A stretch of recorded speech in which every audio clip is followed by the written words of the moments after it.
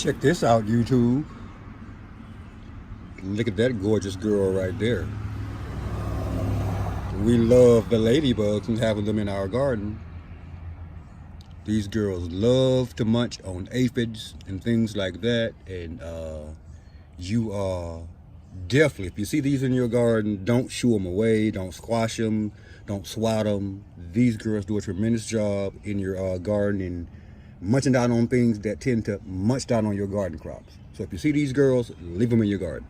Thanks, YouTube.